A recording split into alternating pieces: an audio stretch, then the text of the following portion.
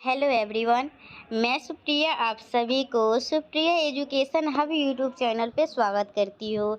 आज के वीडियो में मैं आप लोगों को क्या पढ़ाने वाली हूँ, जैसा कि आप सभी को पता होगा कि आप लोगों का हिंदी 100 मार्क्स का एग्जामिनेशन कल है।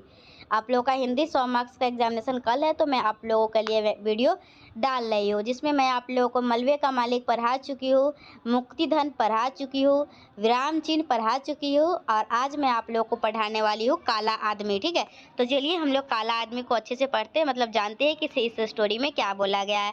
और हम लोग सिर्फ स्टोरी ही नहीं पढ़ेंगे, काला आदमी से रिलेटेड कोई और भी क्वेश्चन आप लोग के परीक्षा में पूछा जा सकता है तो उसको भी देखेंगे, और उसके साथ साथ जो उस टॉपिक से अर्थ स्पष्ट करने वाला आता है वो भी मैं आप लोगों को बताऊंगी। ठीक है, तो चलिए देख लेते हैं इसको। पहले हम लोग कहानीकार का परिचय देख लेते हैं। तो जो काला आदमी है ना, उसके जो लेखक है वो आप लोग कौन है, वो प्रेमचंद्र जी है। ठीक है, तो हम लोग देखते हैं इसमें कौन है। कहानीकार का परिचय, तो यशपाल हिंदी के प्रथम कहानीकार है। अच्छा, यशपाल है, ठीक है, जिन्होंने मार्क्सवादी दृष्टिकोण को अपना जंजीर में तड़पती मानवता की भावनाओं को अभिव्यक्ति दी है। ठीक है, तो काला आदमी के लेखक कौन है, यशपाल है। यशपाल हिंदी के प्रथम कहानीकार है जिन्होंने मार्क्सवादी दृष्टिकोण को अपनाकर जंजीर में तड़पती मानवता की भावना को अभिव्यक्ति दी है। इनकी कहानियों की कथा वस्तु आधुनिक राजनीति के आर्थिक एवं सामाजिक क्षेत्रों से ली गई है। यशपाल में शैली वक्ष और भाववक्ष का सुंदर सामंजस्य है। जड़ जड़ रूढ़ियों और परंपराओं के प्रति इनकी कहानियों में तीव्र विद्रोह का स्वर है। ठीक है, यदि प्रेमचंद्र जी ने गांवों के गरीब किसानों की करुणा कही, तो यशपाल जी ने शहरी दलित जनता के दुखपूर्ण जिंदगी को अभिव्यक्ति की है। तो प्रेमचंद्र जी किसके बारे में बताते हैं, गरीब किसानों की करुण के बारे में, करुण की कहानी के बारे में। ठीक है, गरीब किसान के बारे में। तो यशपाल जी किसके बारे में बताते हैं, तो जो शहर में दलित जनता है ना, ठीक है, शहर में जो दलित जनता है उसके दुखपूर्ण जिंदगी के बारे में यशपाल जी बताते हैं। समझ में आया दोनों में डिफरेंस क्या है, प्रेमचंद्र जी और यशपाल जी में। वो प्रेमचंद्र जी किस प्रकार के व्यक्ति के बारे में बताते हैं, गरीब, गांव के गरीब के बारे में, और यशपाल जी शहर के दलित जनता के बारे में। ठीक है, तो चलिए शीर्षक की सार्थकता पहले समझ लेते हैं। तो इस कहानी का शीर्षक किसी घटना या चरित्र पर आधारित न होकर प्रधान भाव पर आधारित है। ठीक है, इस जो कहानी का जो शीर्षक दिया गया ना, देखिए किसी भी कहानी का शीर्षक दिया जाता है ना तो बहुत ही सोच समझ कर दिया जाता है, बहुत कुछ का ध्यान रखना पड़ता है। ठीक है, ऐसी किसी भी कहानी का कोई शीर्षक नहीं पड़ता है। तो काला आदमी शीर्षक से ही कहानी के वर्णन विषय पर प्रकाश पड़ता है। इसके अलावा शीर्षक कौतूहलवर्धक और आकर्षक भी है। कैसे हिंदुस्तानियों में भी कुछ लोगों को अंग्रेज साहब बनने की सनक हो जाती है, इस बात की सफल चित्रांकन किया गया है। इस प्रकार शीर्षक कथा वस्तु के मुख्य भाग का परिचायक भी है और अत्यंत आकर्षक भी। इस कहानी के आरंभ में कोई लंबी दृश्य योजना या चरित्र वर्णन नहीं है, अचानक चमत्कारपूर्ण ढंग से कहानी का आरंभ किया गया है। M.A. सैक सुबह दिन चढ़े उठे, इस वाक्य को पढ़ते ही उसके बाद क्या हुआ यह जानने की जिज्ञासा पाठकों के मन में जगती है। आरंभ आकर्षक और कौतूहलवर्धक है। देखिए इसका जो स्टार्टिंग है वो सबसे पहले लाइन में लिखा गया हुआ है, M.A. सैक सुबह दिन चढ़े उठे, तो सबके अंदर जिज्ञासा होती है आखिर वो उठे तो फिर क्या किए। ठीक है, इस तरीके से, तो इस तरीके से इसका स्टार्टिंग किया गया है। यशपाल की काला आदमी शीर्षक कहानी अंत की दृष्टि से भी बड़ी सफल हुई है। यद्यपि कहानीकार ने अपने संदेश को स्पष्ट शब्दों में अंत में कह दिया है, यह जात का कालापन कैसे धुले, फिर भी अंत प्रभावपूर्ण कहा जा सकता है। कहानी का अंत प्रश्नों से होता है जो पाठकों के मन में भाव उत्तेजन करता है। वह क्या उत्तर दे, लेफ्टिनेंट के ओहदे की नौकरी क्या यूं ही हाथ से गई, इन्हीं काले आदमियों के कारण यह जात का कालापन कैसे धुले, पाठकों का मन भावनात्मक उनमें से भर जाता है। अब चरित्र चित्रण देखते हैं। तो काला आदमी में मुख्य चरित्र शेख मुनव्वर अहमद है। कौन है, काला आदमी में किसके बारे में बताया गया है, तो काला आदमी जो चैप्टर है उसमें शेख मुनव्वर अहमद के बारे में बताया गया है। किसके बारे में बताया गया, शेख मुनव्वर अहमद के बारे में। यो मुनव्वर के पिता शेख मुश्ताक अहमद, टिकट बाबू और दरोगा जी जैसे अनेक पात्र भी है। इसे बहुत सारे पात्र हैं, मुनव्वर के पिता शेख मुश्ताक अहमद है, टिकट बाबू है, दरोगा जी है, बहुत सारे पात्र हैं, लेकिन जो इसमें मुख्य चरित्र है वो मुनव्वर अहमद है। कौन है, मुनव्वर अहमद। कहानीकार का मुख्य उद्देश्य काला आदमी के साहब बनने की सनक को अभिव्यक्त करना है, इसलिए शेख के चरित्र का पूरा चित्रण किया गया है। शेख एक मुसलमान शेख जी का लड़का है, ठीक है, जिसकी महत्वाकांक्षा साहब बनने की है। उसके परिवार के कई आदमी ऊंचे ओहदे पाकर साहब बन गए थे। सैक भी अंग्रेजी विद्या सीखकर और अंग्रेजी कायदे अपनाकर साहब बनने का स्वप्न देखने लगा, लेकिन उसके सभी प्रयास विफल हुए। वह दाढ़ी मूंछ साफ कराकर मिस्टर कहलाने लगा, कुर्ते पैजामा की तरह कोट पतलून पहनने लगा, कुर्ते पैजामा की जगह कोट पतलून पहनने लगा, अंग्रेजी में ही स्वागत बातें करता, अंग्रेजी में ही सोचता। लेकिन उसे नौकरी मिली भी तो 100 सवा रुपये की कलर की। फिर भी मन में साहबियत के सपने भंग नहीं हुए थे। नैनीताल में जाकर कलेरियों में चाय पिए, मेट्रोपेल में लंच खाकर कैपिटल के नाच में किसी गैरांग युवती के साथ नाचा। 15 दिन में 300 रुपये खर्च कर साहब बनने के अरमान उसने पूरे किए। इसी समय घर से उसे तार मिला कि लेफ्टिनेंट के ओहदे की मंजूरी हो गई है और उसका दूसरे दिन लखनऊ पहुंचना आवश्यक है। किंतु गाड़ी में बहुत भीड़ थी। यद्यपि मुनव्वर अहमद ने प्रतिष्ठा और औचित्य का ख्याल छोड़कर सारे प्रयास किए, लेकिन डब्बे में एक साहब के बैरे से झगड़ा होने के कारण हिरासत में ले लिया गया। कालेपन की बात कहकर उसे बैरे ने गाली दी थी। इस तरह कहानीकार ने बड़े ही आकर्षक ढंग से सैक साहब का चरित्र चित्रण किया है। सैक के चरित्र चित्रण में सजीवता और स्वाभाविकता है। वह लेखक के विचारों और भावों का केवल मूर्त रूप नहीं है, उसके व्यक्तिगत का निर्माण साहबी प्रवृत्ति, अंग्रेजी रहन सहन और आत्मगौरव आदि के तत्वों से हुआ है। कथोपकथन से कहानी सजीव और मनोरंजक हो जाती है। काला आदमी शीर्षक कहानी में कथोपकथन बड़ा ही आकर्षक, स्वाभाविक और पात्रोचित है। कथन के साथ पात्रों की मुद्राओं के भी संकेत दिए गए हैं। एक उदाहरण देखिए। लपक कर टिकट की खिड़की पर पहुंचा। 1 सेकेंड क्लास प्लीज। बटुआ खोलकर उसने अपने अधिकार के स्वर में मांग की। खिड़की के तंग झरोके से दिखाई दे रही बापू की मुद्रा स्थिर थी। Sir, there's no seat, all the others solds. जनाब, कोई जगह शेष नहीं, सब कुछ बिक चुकी है। मतलब इंग्लिश में बात कर रहा है। टिकट लपक कर टिकट की खिड़की पर पहुंच गया और बोलता है 1 सेकेंड क्लास प्लीज। ठीक है, उनको टिकट चाहिए तो सेकेंड क्लास का बोले थे, 1 सेकेंड क्लास का टिकट दीजिए। और बटुआ खोल के वो अपने अधिकार में बोले। ठीक है, और बटुआ खोल के उसमें पैसा देख रहे होंगे। ठीक है, खिड़की के तंग झरोके से दिखाई दे रही बाबू की मुद्रा स्थिर थी और उसमें जो भी देने वाले थे टिकट, वो बोले थे सर, देयर्स नो सीट, मतलब कोई भी सीट नहीं है। ऑल अदर्स सोल्ड, मतलब जितने भी बाकी के हैं ना वो सब बिक चुके हैं। मतलब जनाब, कोई शेष नहीं है, सब बिक चुकी है, बाबू ने स्थिर भाव से उत्तर दिया। सैक निराशा से चुप रह गया, किंतु अपने को संभाल बटुए में फिर हाथ डाला और अधिक गंभीर स्वर में उसने कहा, ऑल राइट, फर्स्ट क्लास। कथोपकथन बड़ा ही संक्षिप्त, पात्रोचित और प्रभावपूर्ण है। मतलब पहले सेकेंड क्लास का टिकट मांगा गया तो बोला सेकेंड क्लास का टिकट नहीं है, सारा सीट फुल है, सारा टिकट बिक चुका है। तो बोला अच्छा कोई बात नहीं, आप फर्स्ट क्लास का टिकट दे दीजिए। कथन की एक और सबसे बड़ी विशेषता है सुदस्यता। प्रस्तुत कहानी में कथन सुदस्य और कौतूहल वर्धक है। इस कथन से पात्रों के चरित्र पर स्वाभाविक प्रकाश पड़ता है। बड़े आए अंग्रेजी बोलकर साहब बनने वाले, पतलून पहनकर 2 लफ्ज अंग्रेजी क्या सीख ली, साहब बन गए। ऐसे बीसियों देखे हैं हमने देहरी पर सिर रगड़ते। जा बुला ला अपने साहब को, साहब के जूते क्या उठाने लगा है, साहब का भी बाप बन गया है। दृश्य योजना। इस कहानी में दृश्य योजना भी बड़ी सफल हुई है। स्वाभाविक भारतीय जीवन के दृश्य अंकित किए गए हैं। कहीं भी कोई अलौकिकता नहीं, कृत्रिमता नहीं। स्टेशन डब्बे में भीड़, अर्दलियों की अशिष्टता आदि के सारे दृश्य बड़े सच्चे और स्वाभाविक है। बड़े ही कम शब्दों में दृश्य को साकार करने की कोशिश की गई है। प्लेटफॉर्म के पश्चिम की ओर से धक धक करता हुआ इंजन गाड़ी को प्लेटफॉर्म पर धकेले जा रहा था। गाड़ी रुकने से पहले मुसाफिर दरवाजा खुलने की परवाह न कर खिड़की से ही गाड़ी के भीतर कूदने लगा। कुली फर्स्ट और सेकंड क्लास के मुसाफिरों के बिस्तर लगा रहे थे और वे मुसाफिर निश्चिंत भाव से अपने डब्बे के सामने टहल रहे थे। भाषा शैली। यशपाल की प्रस्तुत कहानी की भाषा बड़ी महत्वपूर्ण, सरल और मनोरंजक है। काला आदमी शीर्षक इस कहानी की भाषा की एक विशेषता यह है कि इसकी भाषा बड़ी ही पात्रोचित और स्वाभाविक हुई है। यदि बंगाली पात्र के मुख से सुख घड़ी बोली हिंदी सुनाई देगी तो यह अस्वाभाविकता होगी। प्रस्तुत कहानी में भाषा शैली पात्रों की शिक्षा, दीक्षा और संस्कार के अनुरूप है। उदाहरण के लिए सैक और अर्दली की बातचीत या शौक की खिड़की के पास टिकट बेचने वाले बाबू से बातचीत की भाषा शैली लीजिए। इस कहानी की भाषा शैली में चित्र उपस्थित करने का भी अद्भुत क्षमता है। एक नमूना दिया जा सकता है। बंद गले का सफ़ेद कोट पतलून पहने, हाथ में टिकट काटने की मशीन लिए एक टिकट बाबू आया। उसके पीछे ऊंचे और चौड़े डिलडोल के अंग्रेज मुंह में दावे पाइप से धुआं छोड़ता खड़ा है।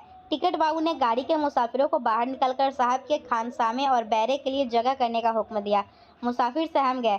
3-4 बहुत ही निरीह मुसाफिर टिकट बाबू का हाथ थामकर नीचे खींचने से अपनी गठरी मुठरी छाती से चिपकाए कातर आंखों से देखते हुए गाड़ी से उतर गए। इस कहानी में शब्दों की एक बड़ी स्वाभाविक और सुंदर योजना हुई है। अंग्रेजी उर्दू तत्सम तद्भव शब्दों का यथास्थान सुंदर प्रयोग है। जानबूझकर नाइस, प्लीज, प्लेटफॉर्म, ओके जैसे शब्द नहीं ठूसे गए हैं। लेखक ने शब्दों को भाव की सच्ची अभिव्यक्ति के लिए लिया है और परिस्थिति के अनुरूप अंग्रेजी, उर्दू या शुद्ध हिंदी के शब्दों का प्रयोग किया है। देशकाल, काला आदमी शीर्षक कहानी का संबंध भारतीय सामाजिक जीवन के आधुनिक समय से है। इस कहानी की कथा वस्तु, भाषा शैली, दृश्य योजना, कथन आदि के सिलसिले में तत्संबंधी वातावरण और परिस्थिति का पूरा ख्याल रखा गया है। चरित्र ऐसे नहीं हो गए हैं मानो अलौकिक लगे। भाषा शैली और कथोपकथन भी देश और काल से संबंध रखने वाले पात्रों के अनुकूल है। दृश्य योजना तो अत्यंत वास्तविक है ही। कांस्टेबल के निम्नोदित कथन से देशकाल की जवाबदेहियों का कितना निर्वाह किया गया है, इसका स्पष्ट पता चल सकता है। ठीक तो कहते हैं हुजूर, और क्या? कोई अपने को गाली दे, ससुर का सिर फोड़ दे, काले आदमी क्या गाली, उई तो जाट ठहरी, उई से कौन इंकारी है। पात्रों के बातचीत, उनके चाल ढाल और दृश्य योजना, इन सब से पता चलता है कि कहानीकार ने जिस समय और जिस वातावरण की कथा वस्तु ली है उसका पूरा निर्वाह किया है। टिकट बाबू हाथ में टिकट काटने की मशीन लिए हुए, कोई पोस्टमैन की तरह लिफाफा नहीं। उसी तरह खानसामे और साहब के अर्दली है जो साहब की नौकरी क्या करते हैं कि काले आदमियों के भेड़ बकरी की तरह गाड़ी में भर जाने की शिकायत करने लगे।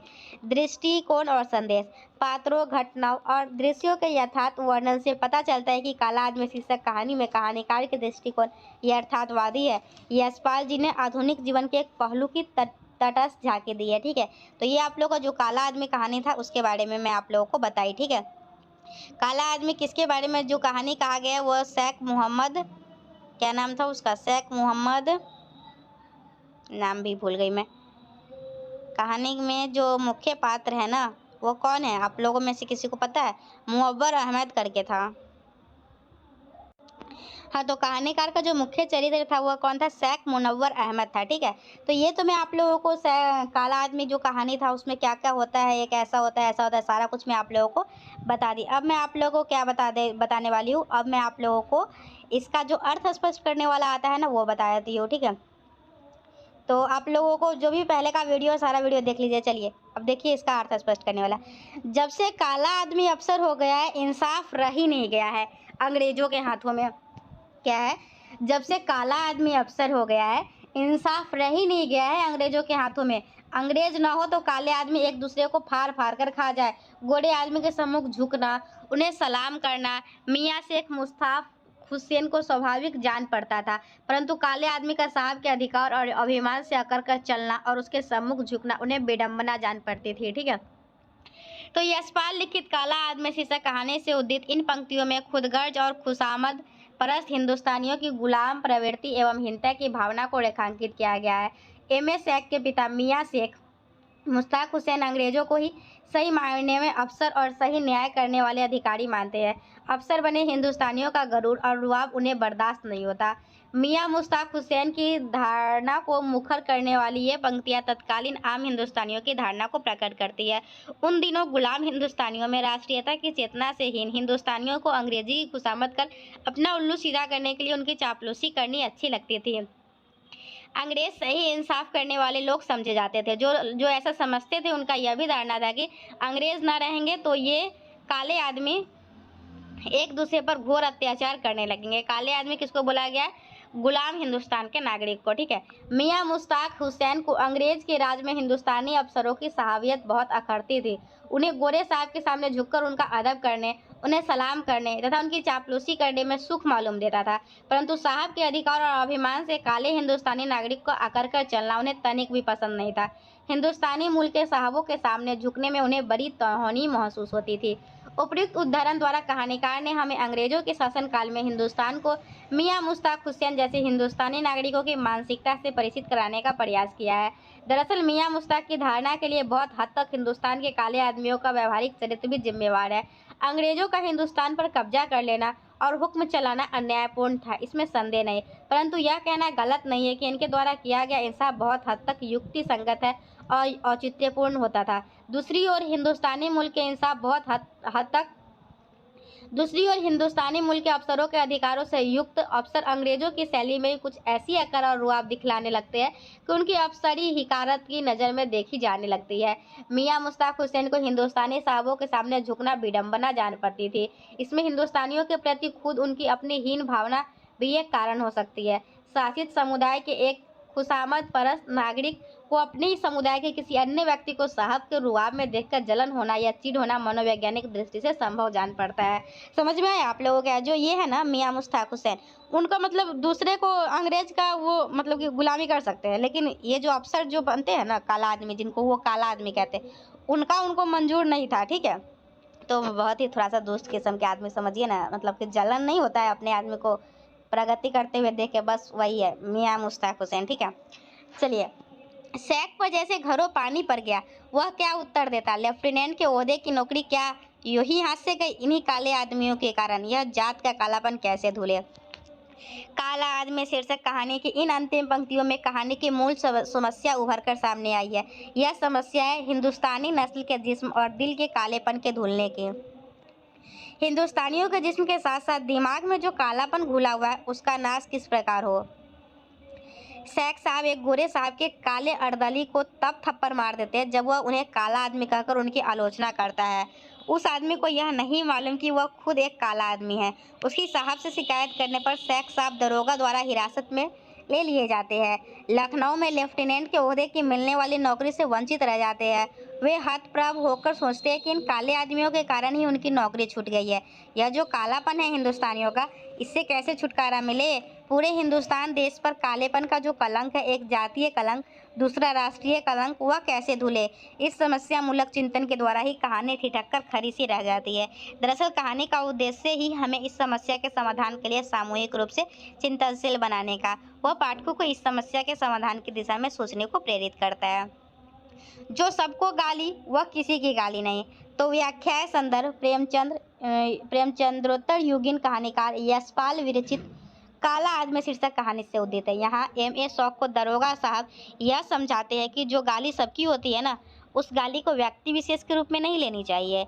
M.A. शेख हिरासत में ले लिया जाता है क्योंकि वह एक हिंदुस्तानी अर्दली की बेजा हरकत से तैश में आकर उसे पूर्व में पीट चुका है। हिरासत में लिए गए शेख को देखकर दरोगा साहब बुजुर्गियत के अधिकार से उसे समझाने का प्रयत्न करते हैं।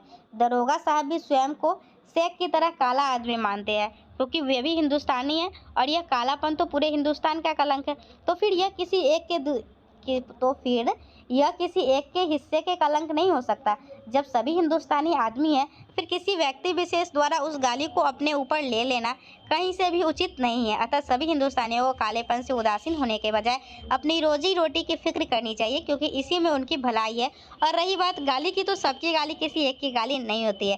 प्रस्तुत पंक्ति में दरोगा साहब के कथन से उनके चरित्र की बुजुर्गियत मतलब बूढ़ा जो होता है ना, वो उजागर हुई है। तो इस तरीके से आज आप लोगों को मैं काला आदमी जो चैप्टर है उसके बारे में आप लोगों को उसका समरी बताई और उसके साथ साथ उसमें जो भी अर्थ स्पष्ट करने वाला था वो बताई। तो इस तरीके से आप लोगों को क्या क्या पढ़ा दी हूँ मैं। आप लोगों को मुक्तिधन देखने को मिला होगा, मुक्तिधन पढ़ लिए, विराम चिन्ह पढ़ लिए, काला आदमी पढ़ लिए, मलबे का मालिक पढ़ लिए, अब बच क्या गया संवदिया, तो वो भी मैं आप लोगों को पढ़ा दूंगी। ठीक है, तो मिलते हैं हम लोग नेक्स्ट वीडियो में। Till then bye and thank you and thanks for watching my video.